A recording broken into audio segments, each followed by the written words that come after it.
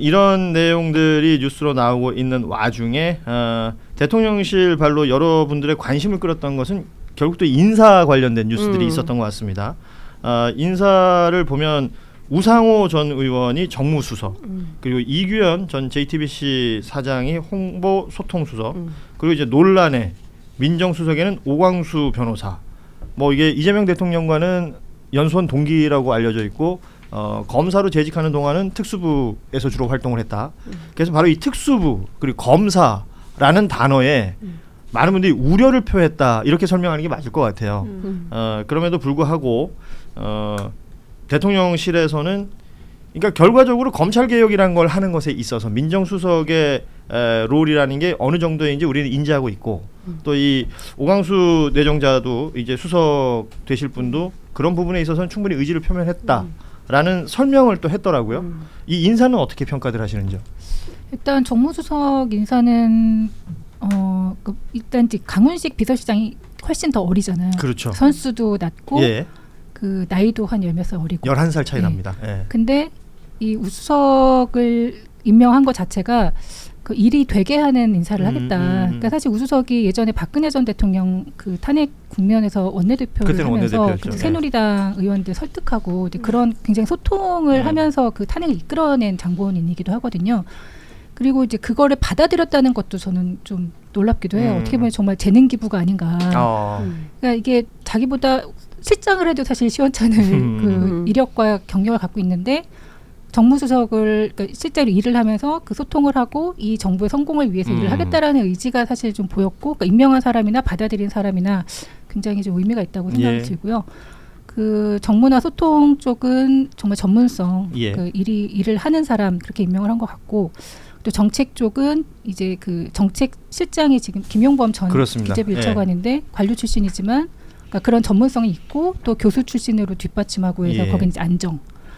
뭐 이렇게 쭉 그 통합, 실용 이런 것들이 쭉 보이고 근데 다만 이제 민정수석 부분이 굉장히 우려가 되는 거잖아요. 사실 굉장히 할 수 있는 우려라고 생각을 합니다. 그러니까 검찰 특수통이고 예전에 그 조국 민정수석 당시에 그 윤석열 그 검찰총장이 자기 검찰개혁 하겠다고 약속을 했다가 나중에 말을 뒤집고 역공을 해서 결국은 무산시킨 전례가 있잖아요. 이제 그게 사실 정권의 이제 트라우마이기도 하고.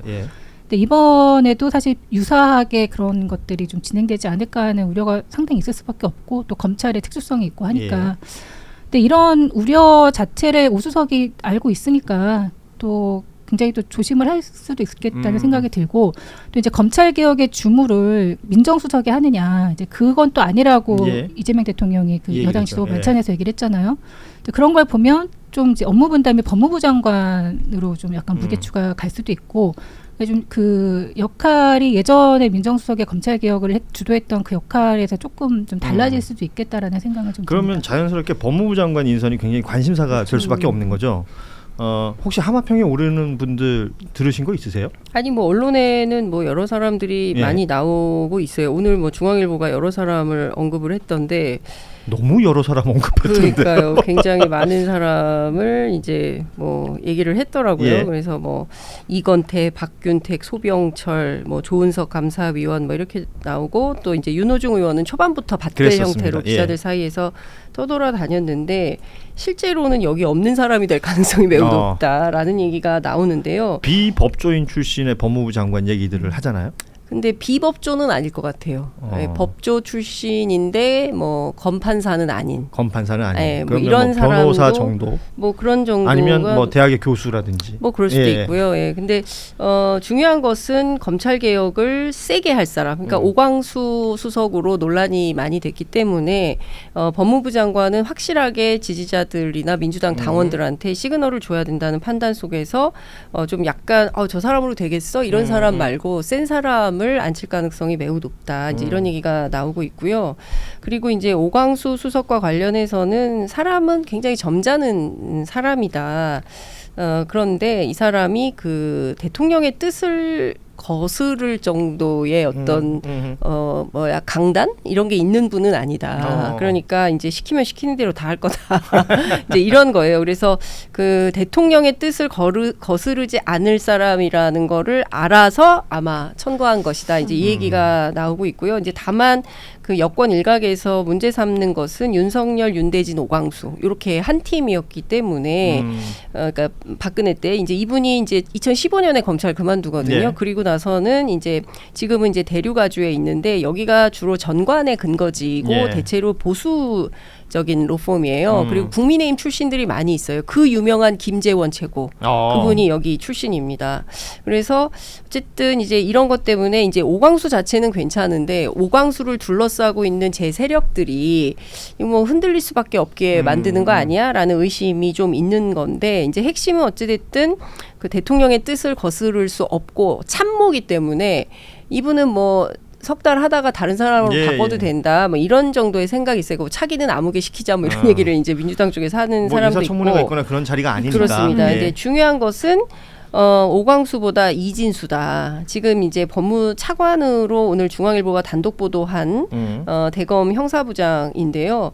여기가 어떤 사람인지 취재를 해봤더니 이제 윤석열 때 검사장을 달았어요. 예. 그리고 이 사람은 문재인 대통령 때도 잘 나가던 사람이다. 그래서 그럼 이 사람의 캐릭터가 뭐냐면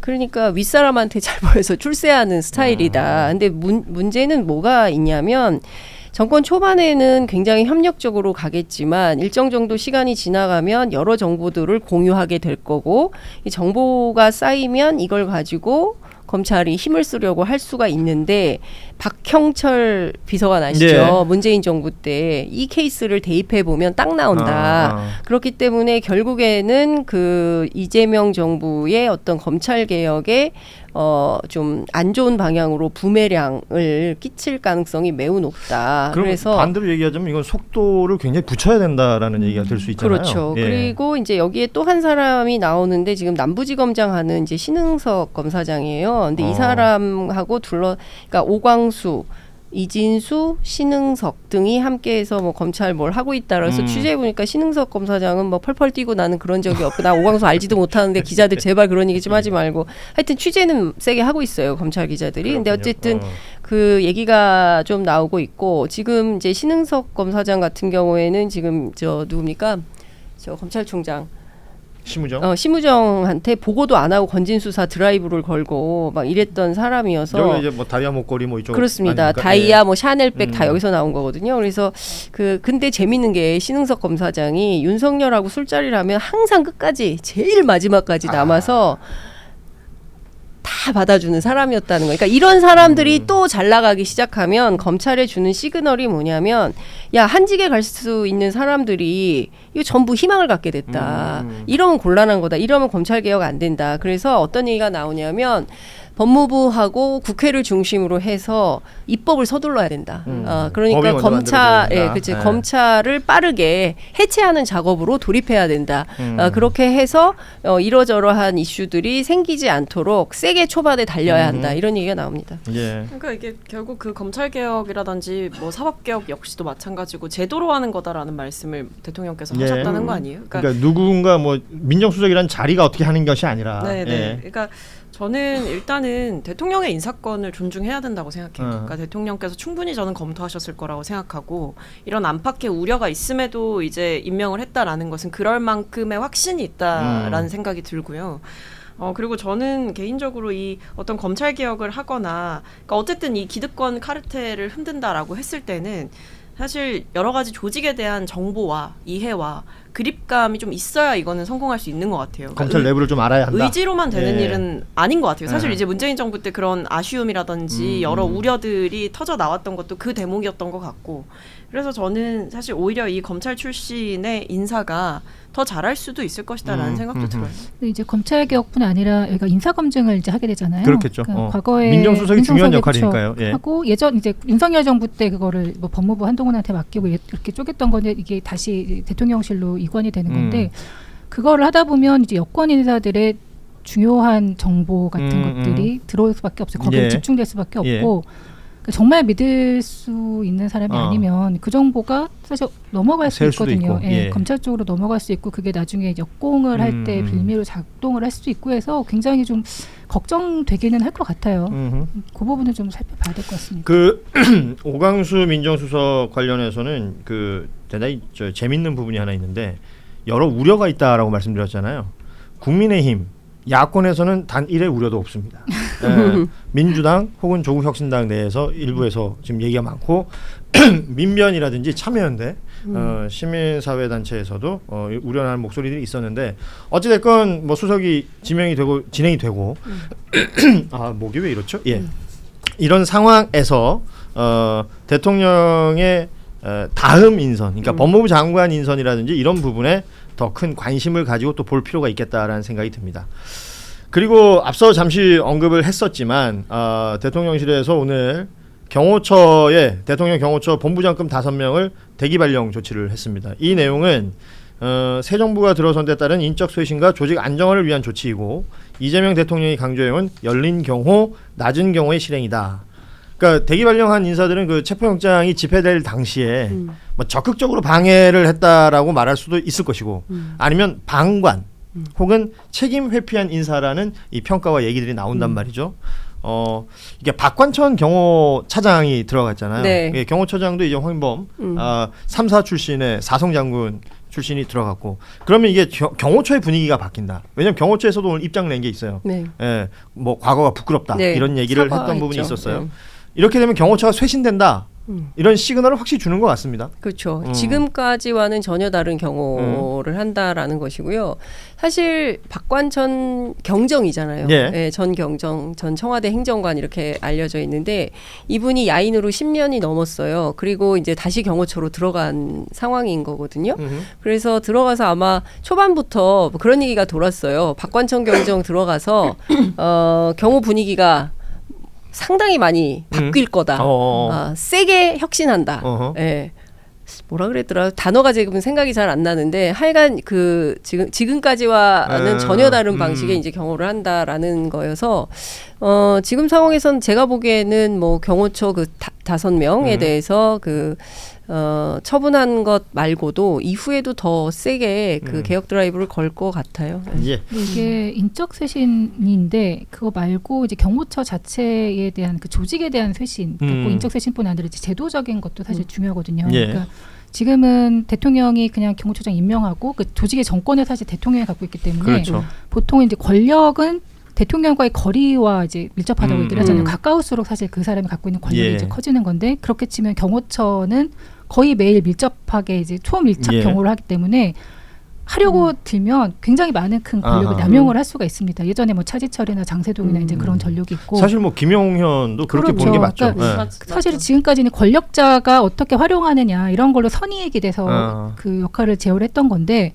이번에 윤석열, 김용현의 사례를 보듯이 이게 언제든지 악용될 수 있는 거예요. 그러니까 또 제2의 김용현이 나올 수도 있는 거고 그렇죠. 그렇게 되면 좀 또 다른 이런 비극이 반복될 수도 있고 그러니까 제도 개선도 필요할 수 있다. 통제 장치를 만들어야 돼요. 경호처에 대해서도 다른 나라들은 다 그런 게 있거든요. 통제 장치. 그러니까 경찰로 아예 넘겨서 그러니까 여러 가지 그 얘기들은 많이 나왔었으니까. 예. 그래서 사실 지난 이제 윤석열 정부 때의 경우는 이제 2가지 키워드인 거잖아요. 하나가 이제 입틀막 경우였고 두 번째가 이제 사병화였던 거잖아요. 진짜 그 부분에 대해서 오늘 경호처에서 일종의 사과의 메시지를 했죠. 그러니까 이제 이거에 대해서 뭐 본인들이 사과를 하는 것도 중요하지만 대통령이 기강을 확립하는 것도 저는 중요하다고 봤고 이 조직에 이전처럼 해서는 안 된다. 그 이전과 같은 어떤 그런 과잉 충성, 과잉 경우 이런 거는 불필요하다라는 신호를 저는 대통령께서 명확히 줬다라는 점에서 되게 눈여겨봤고 그리고 앞에서 공감했던 게 김용현 전 장관 같은 경우도 지금 이제 보도를 통해서 나오는 걸 보면 이 군 인사 관련해서 경호처장 시절에 보고를 받았다라는 거예요. 그러니까 경호처장으로서 대통령 지근거리에 있으면서 사실은 군과 어떤 밀접한 관계를 바탕으로 여러 가지 내용들을 보고받았다라는 게 월권이었던 거고 그럴 수 있죠. 권력에 대한 남용이었던 거죠. 그런 점에서 경호처에 대한 쇄신은 굉장히 시급한 과제다 이렇게 보입니다. 네, 오늘 저희 그 뉴스다이브 2부에는 그 AI 변호사로 유명한 김경호 변호사가 출연을 하시는데 뉴스룸 1열에 각종 법률 이야기는 김경호 변호사가 좀 더 해볼 수 있을 것 같은데 오늘 세 분하고 짧게 국민의힘 이야기를 조금만 하고 마무리를 하겠습니다. 지금 김용태 비대위원장이 9월 전당대회 얘기를 하고 있고 대선 후보 그 강제 교체했던 그 5월 10일 새벽에 부당 교체. 이 이야기를 두고 당무감사 추진하겠다라는 입장을 낸 바가 있습니다. 그랬더니 그 권영세 전 비대위원장을 비롯해서 이제 친윤 쪽에서는 강하게 반발하고 있고요. 무엇보다 재밌는 건 이제 홍준표 전 대구시장이 국민의힘이 정당 해산을 피할 수 없을 것이다.